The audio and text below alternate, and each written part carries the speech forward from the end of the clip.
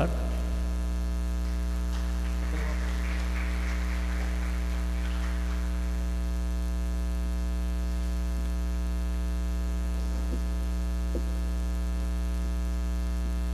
El doctor Castelar es doctor en medicina, egresado de la Universidad de El Salvador. Hizo su posgrado de medicina interna en el Seguro Social, su posgrado en cardiología en el Instituto Ignacio Chávez de México. Tiene un posgrado en terapia intensiva en México y fue presidente de la Asociación Salvadoreña de Cardiología en los periodos del 91 y en el 2009. Fue vicepresidente de la Sociedad Interamericana de Cardiología del 2009 al 2013, jefe de la Unidad de Emergencias y director del Hospital Rosales, ex cardiólogo y ex jefe de la División de Salud del IS. El doctor ha sido conferencista e invitado en congresos nacionales, centroamericanos, mexicanos e interamericanos de cardiología. Dejo con ustedes al doctor Castelar.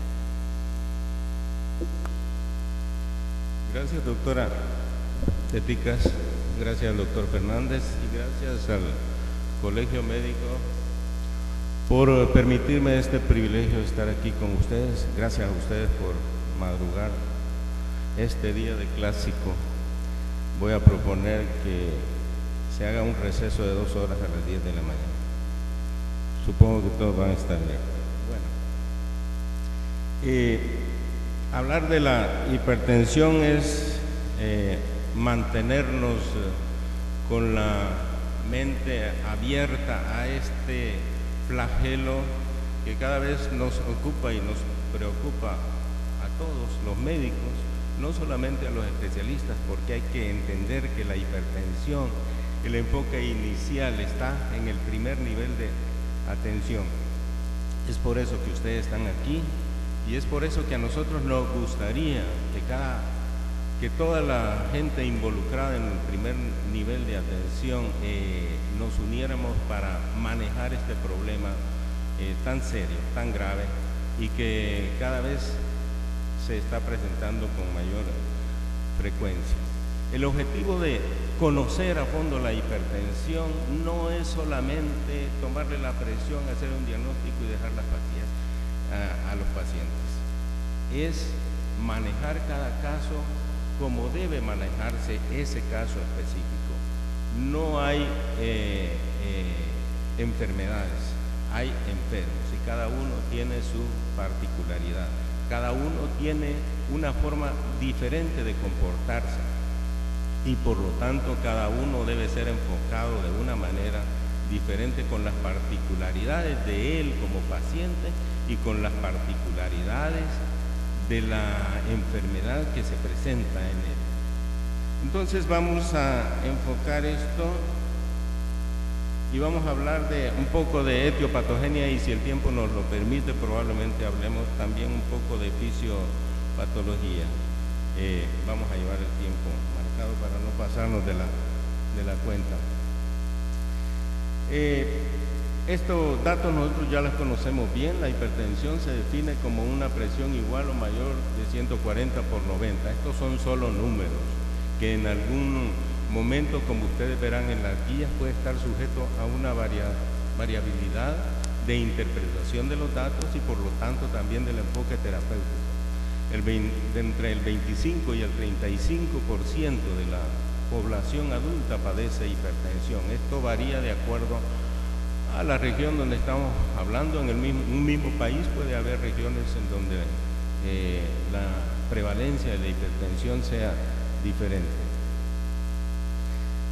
Esto es bien importante que lo tengamos en mente. La hipertensión es un desorden heterogéneo y multifactorial que da lugar a una considerable variación en el nivel de participación de los factores causales, es decir, que los factores sean ambientales o genéticos se comportan de manera diferente de una persona a otra, de tal manera que no podemos predecir en ninguna población cómo se va a comportar.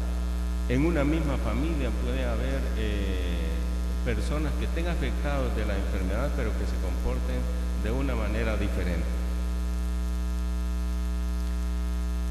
Cuando hablamos de la etiología, inmediatamente nos viene a la a la mente la presencia de los factores ambientales y de los factores genéticos. Pero no ponemos factores genéticos, sino múltiples genes, porque no es un solo gen el que está involucrado en la hipertensión. Hay varios genes y en una misma persona, en una misma familia, puede estar afectada por diferentes genes, con diferentes grados de penetración. Estos factores interactúan entre sí y también son los causantes de lo que nosotros llamamos fenotipos intermedios, o más bien se llamarían fenotipos intermediarios. Entre los que van a la cabeza, por supuesto, los elementos que intervienen en el desarrollo de la hipertensión, como el sistema nervioso autónomo, el sistema renina-angiotensina-aldosterona, el sistema calicreína-quinasa, que son factores paralelos, y los factores endoteliales. Y por supuesto, no podemos dejar de lado todos estos elementos que están a continuación: el volumen corporal, la excreción de sodio, reactividad vascular, la contractilidad cardíaca, función renal, etc. Hablemos de los factores ambientales ya conocidos. Uno de los más estudiados es la actividad que ejerce el sodio en la elevación de la presión arterial, el estrés, el sobrepeso, la inactividad física, el consumo de alcohol y estos elementos a los que cada vez se les da una mayor importancia. Bueno, aparte del sodio que ya hemos mencionado, el potasio, el calcio y el magnesio, todos ellos interactúan con los factores genéticos para desarrollo de la hipertensión. Como sabemos, pues, el consumo de sodio, la concentración de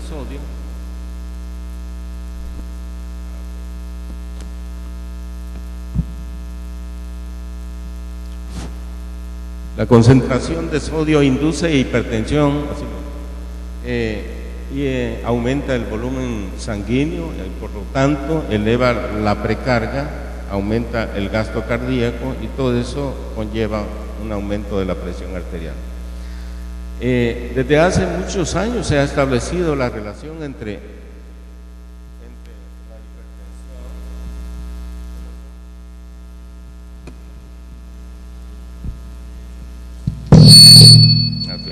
la asociación entre la sal y la hipertensión, sustentado en datos epidemiológicos, numerosos estudios que nos dan como conclusión que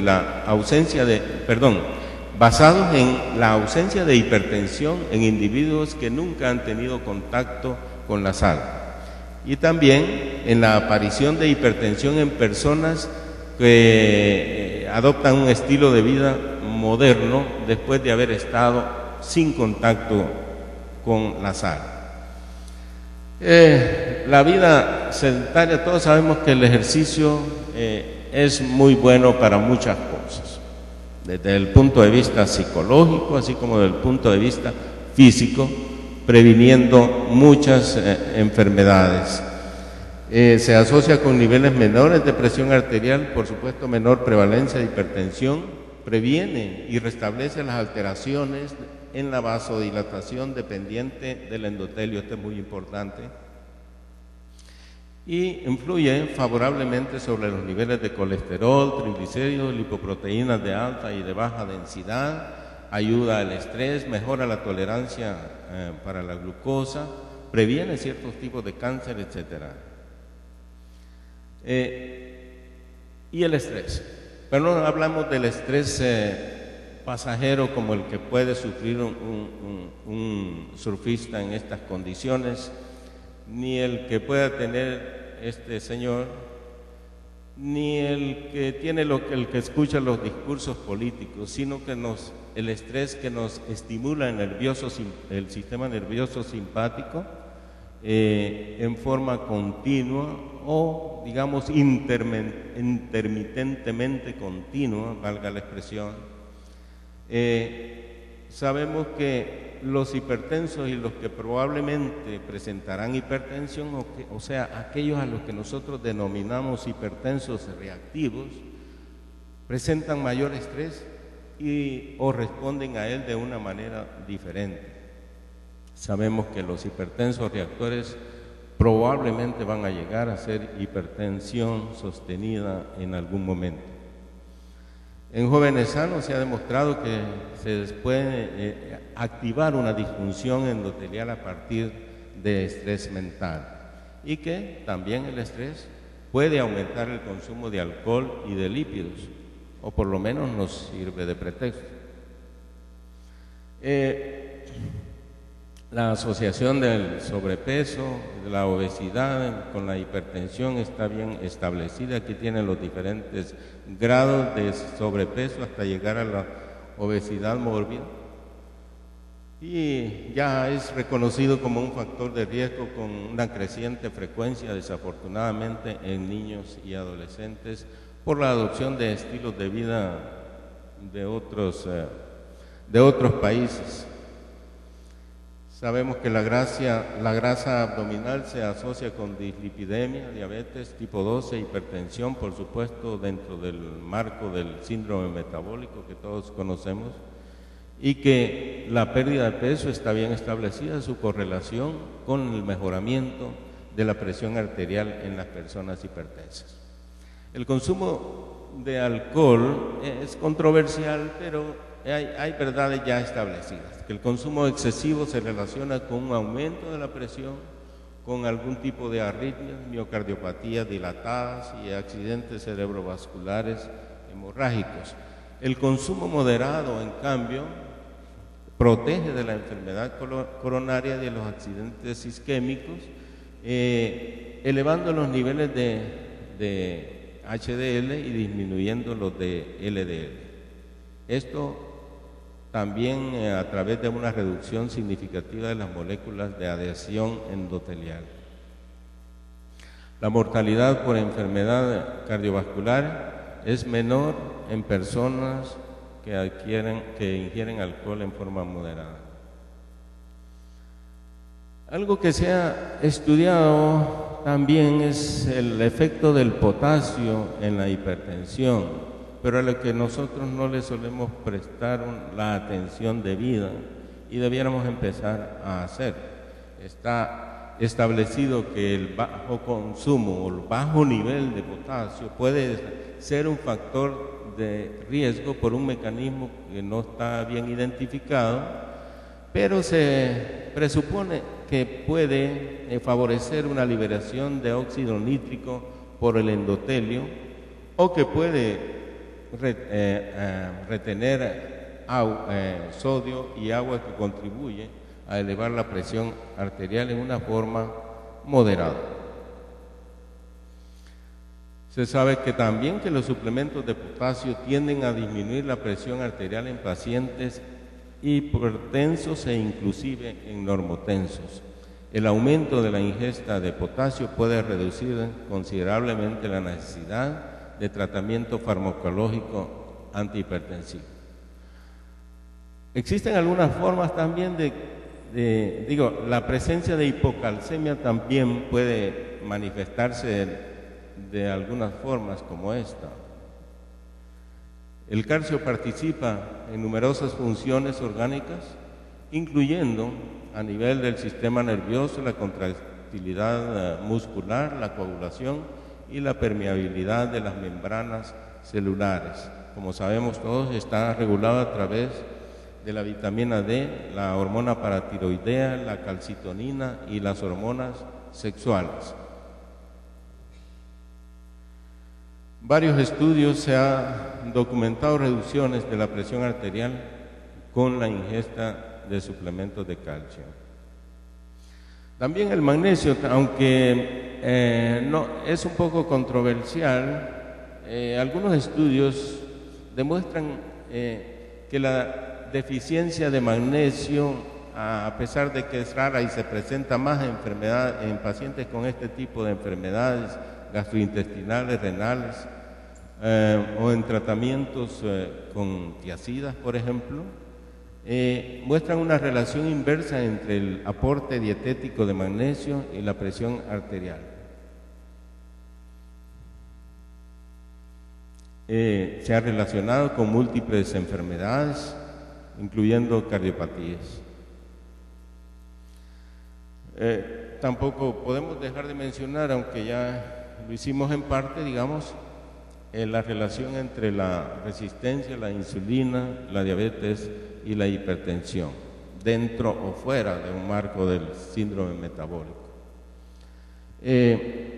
Sabemos que el exceso de insulina probablemente favorece la retención de sodio, incrementa la actividad del sistema nervioso simpático, favorece la proliferación de células musculares lisas, facilitando la hipertrofia de las paredes vasculares y también de la hipertrofia cardíaca y facilitando también la aterogénesis.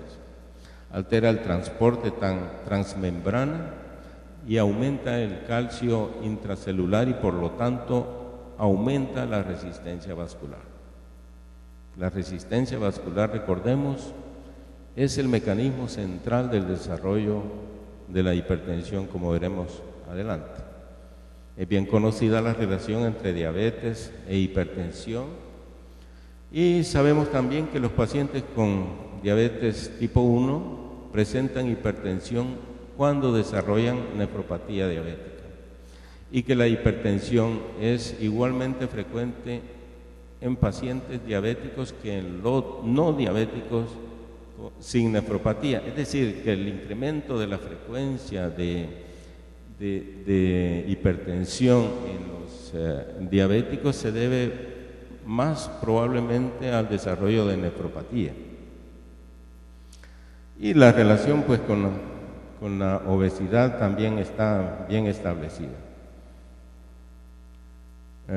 También sabemos cómo la asociación de hipertensión y diabetes aumenta considerablemente la posibilidad de desarrollo de enfermedad cardiovascular prematura. Ahora hablemos un poco de la genética. Es un tema un poquito complicado porque a pesar de que se ha estudiado exhaustivamente, no se ha logrado establecer un patrón específico del comportamiento genético de la hipertensión. Menos de la mitad de las variaciones de la presión arterial en la población se explican por este mecanismo.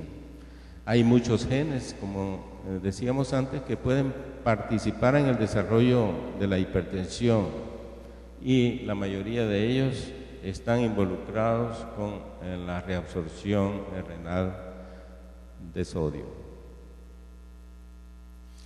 Es así como se han estudiado y se han establecido la presencia de varios síndromes de tipo genético, entre los que predominan estos que se mencionan aquí. Los síndromes mendelianos monogénicos, que se comportan al estilo de Mendel, con un solo gen, ya sea dominantes, recesivos o ligados al sexo, con una excesiva retención renal de sodio, que dan como consecuencia, por supuesto, la hipertensión. Hay un síndrome de hiperaldosteronismo que responde a los glucocorticoides. Así es conocido este síndrome, que está involucrado el cromosoma 8. La particularidad de este síndrome es que el tratamiento con glucocorticoides disminuye la presión arterial. Y ustedes conocen también el síndrome de Liddle, que es el pseudo-hiperaldosteronismo, que es de transmisión autosómica dominante ligado al cromosoma 16, con una depresión de la presencia de aldosterona. El síndrome del exceso aparente de mineral o corticoides es también autosómico recesivo y da origen a una hipertensión esencial que es muy sensible a la depresión de sal. Estos pacientes responden excelentemente a la restricción de sal. La hipertensión autosómica dominante con la presencia de braquidactilia está relacionada con el cromosoma 12p. Es un síndrome familiar que se caracteriza por la presencia de braquidactilia, baja estatura y es de carácter autosómico dominante. Y por último, la hipertensión dependiente del sistema renina-angiotensina-aldosterona. Aquí hay varios genes involucrados, cada uno, por ejemplo, el gen de la angiotensina, el de la enzima convertidora de la angiotensina y el de la aldosterona sintetasa. Aparte de esto, queda una gran cantidad de hipertensos que no están relacionados con ninguno de estos patrones genéticos. De nuevo, la interferencia, o mejor dicho, la interactividad de los factores ambientales con los factores genéticos, recordemos, da origen a estos fenotipos intermedios que mencionamos al principio, y estos fenotipos intermedios dan como consecuencia las alteraciones de la resistencia periférica, la frecuencia cardíaca y el volumen sanguíneo, que dan como consecuencia la hipertensión. Pero el comportamiento de la hipertensión, como decíamos al principio, no tiene un patrón de comportamiento rígido por la interactividad de varios factores. Aquí tenemos un ejemplo. Tenemos un patrón de la población con una susceptibilidad genética, pero es una cantidad muy amplia de pacientes que tienen este problema, pero hay otros que tienen en esta siguiente curva la presencia de obesidad y otros que además de obesidad presentan un consumo elevado de alcohol. Cuando interponemos o sobreponemos las tres curvas, solamente hay coincidencia en esta parte de acá, de tal manera que el desarrollo de la hipertensión no va a ser general, sino que va a coincidir cuando haya coincidencia de las tres curvas. Es por eso, insistimos en que es la interacción de varios factores, sean estos ambientales o genéticos, los que van a dar el desarrollo de la hipertensión en determinado individuo. Bueno, sabemos pues, hablando un poco más a fondo, que la presión arterial es el producto del gasto cardíaco por la resistencia vascular periférica. Son los principales determinantes de la presión arterial. De ellos dependen otros factores como la volemia, la contractilidad y la frecuencia cardíaca, y que finalmente la vasoconstricción, sea funcional o estructural, determinan el incremento de las resistencias periféricas. El incremento de las resistencias periféricas es el mecanismo central del desarrollo de la hipertensión. Por aumento del tono de las arteriolas distales, de mediano calibre, digamos. Sin embargo, digamos, el tono vascular es determinado por múltiples factores. En primer lugar, aquellos que producen constricción funcional y los que producen hipertrofia estructural. Prácticamente son los mismos, solo que en el desarrollo de la constricción funcional está principalmente implicada la hiperactividad nerviosa simpática, mientras que en la hipertrofia estructural también está implicado la hiperinsulinemia, que no está en el desarrollo de la constricción funcional. Entonces hay que ponerle ojo a esto porque son los principales elementos determinantes del tono vascular. Y si ponemos aquí en un lado aquellos elementos que elevan la presión arterial y los que bajan la presión arterial, vemos cómo la actividad adrenérgica, el sistema renina-angiotensina, algunas prostaglandinas, las endotelinas y el factor natriurético auricular son los que elevan la presión arterial, en tanto que el óxido nítrico, algunas otras prostaglandinas,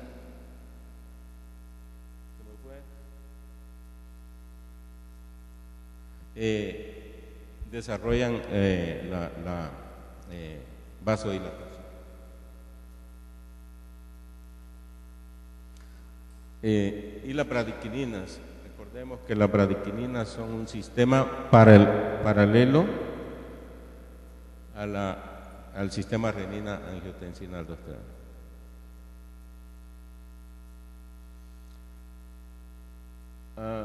Analicemos un poco a fondo la actividad del sistema nervioso simpático, especialmente el principal de ellos, la noradrenalina. A través de los receptores adrenérgicos sabemos que elevan la resistencia periférica, en tanto que a través de los receptores beta incrementan el gasto cardíaco por aumento de la contractilidad, pero a la vez interactúan con el sistema renina-angiotensina y aumentan la angiotensina 2 y por lo tanto la aldosterona. Esto produce un incremento. ¿Qué está pasando? Un incremento de la presión arterial y adicionalmente una expansión de volumen, que aquí le faltará una flechita, también ayuda al incremento de la presión arterial. Este es el sistema nervioso simpático. El sistema renina-angiotensina-aldosterona, por su parte, es un mediador clave del daño a órganos diana, de los eventos cardiovasculares y de progresión de la enfermedad renal. Regula las resistencias vasculares periféricas directamente a través de la angiotensina 2 y el volumen intravascular a través de esta misma hormona y la aldosterona.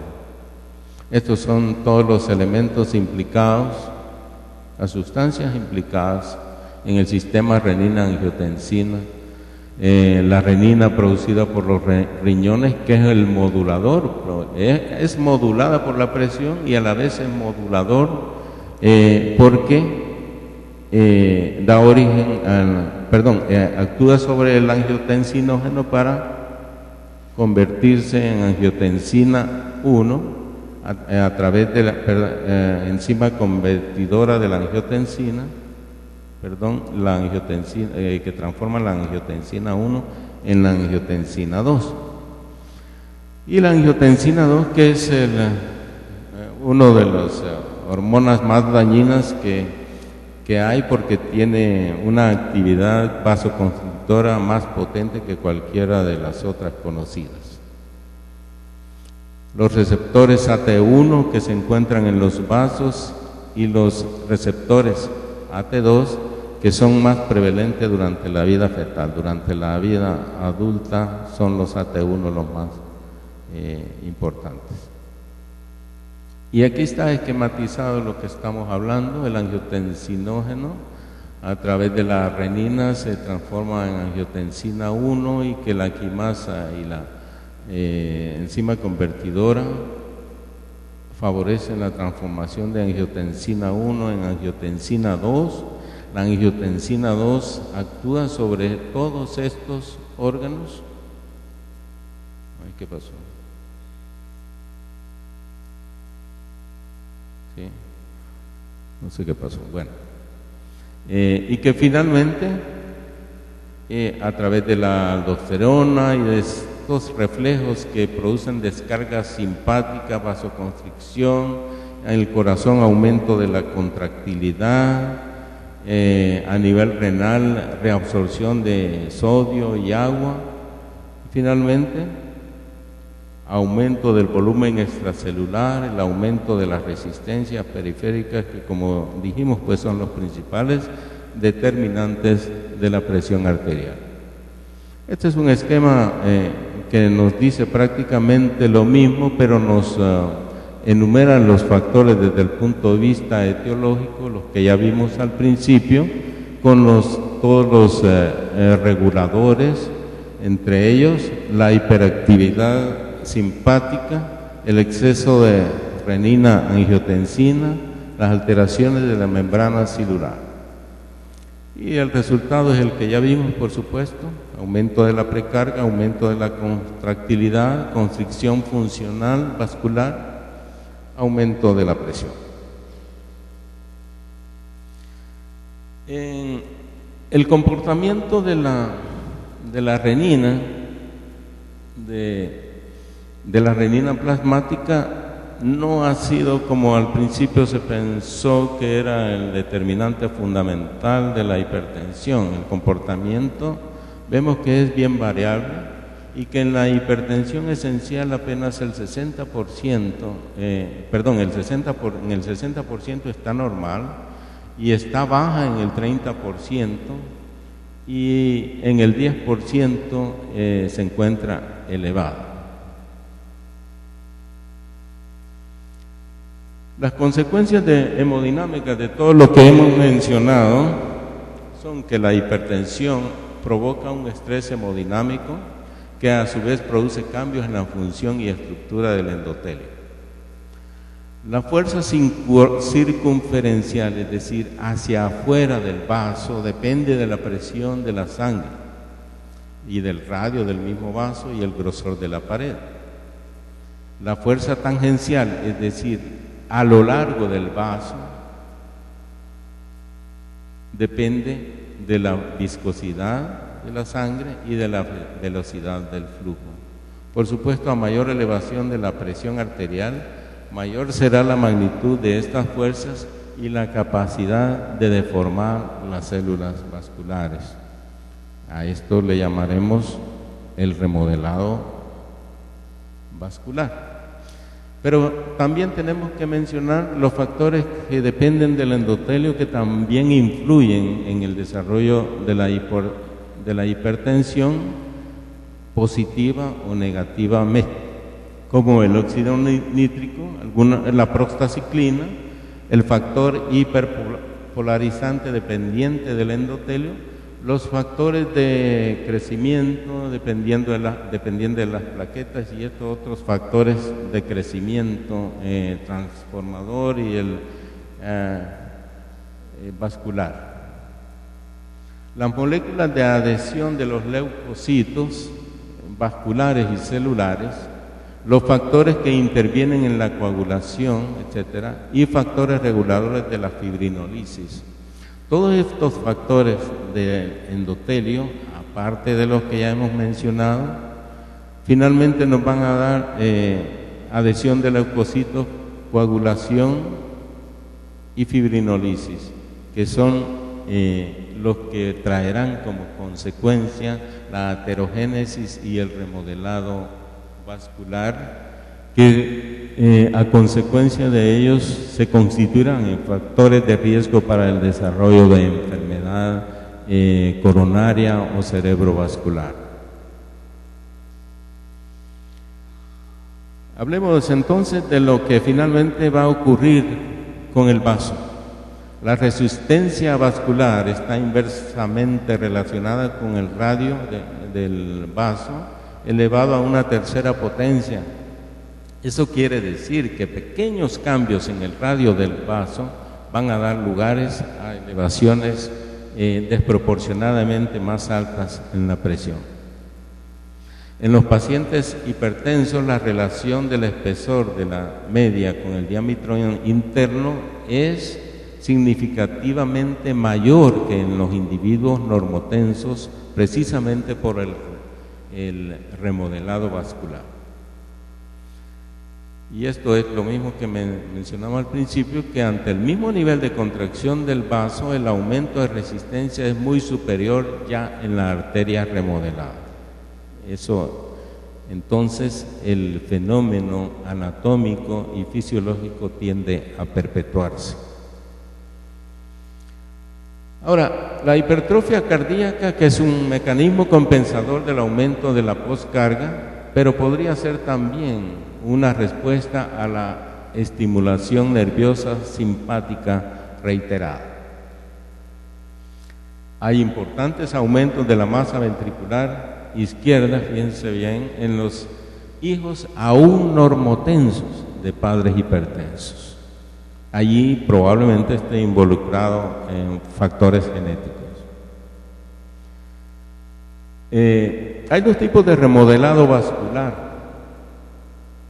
Uno es este remodelado hipertrófico, en lo que hay disminución de la luz con aumento de la masa, y el remodelado eutrófico, que también tiene o produce disminución de la luz, pero con igual masa. De tal manera que no esperemos que siempre va a ocurrir el mismo fenómeno. El remodelado vascular presenta estos dos tipos de comportamiento. Algo de lo que no se habla muy frecuentemente, pero que ya está establecido en varios estudios, es cómo el bajo peso al nacer puede provocar hipertensión en la edad adulta. Esta es la hipótesis de Barker. A menor peso del neonato, más alto resultan la presión y el riesgo de enfermedad coronaria, diabetes tipo 2, dislipidemia y enfermedad renal crónica. La presión sistólica es más baja cuanto más kilogramos pese el niño al nacer. Y el mecanismo que se ha aducido para ello es el de la oligonefropatía, es decir, un menor número de nefronas como consecuencia del retraso del crecimiento intrauterino, y está que las nefrogénesis se produce fundamentalmente en las 6 a 8 últimas semanas de la gestación, y el número de nefronas no puede reponerse después del nacimiento. Bueno, ya a manera de conclusiones vamos a decir, y las vamos a leer. La hipertensión arterial esencial es un desorden heterogéneo y multifactorial que da lugar a considerable variación en el nivel de participación de los factores causales en diferentes momentos, estadios e individuos. La etiología de la hipertensión incluye componentes de tipo genético y medioambientales en una compleja relación modulada por sistemas fisiológicos y fisiopatológicos. El sistema nervioso simpático, el sistema renina-angiotensina-aldosterona y los factores dependientes del endotelio son los principales moduladores determinantes de la hipertensión. La participación de la genética en la hipertensión es igualmente compleja, con muchos genes involucrados en los diferentes locus que actúan en diferentes sistemas y órganos. La comprensión de las bases moleculares de la hipertensión esencial permitirán disponer de nuevos y más específicos agentes farmacológicos y minimizar los riesgos de desarrollo de enfermedad cardiovascular. El conocimiento de los mecanismos íntimos del desarrollo de la hipertensión es muy importante para las decisiones terapéuticas que nos permitirán determinar cuáles pacientes responden mejor a las diferentes clases de medicamentos o a combinaciones de ellos.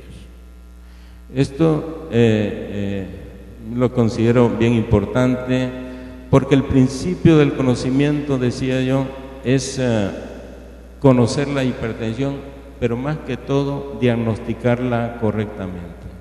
Recordemos que un mal diagnóstico va a conducir a un mal tratamiento y debemos a toda costa evitar que aquel paciente hipertenso se quede sin el tratamiento que necesita, pero también es importante que no dejemos tratamiento a personas que no lo necesitan.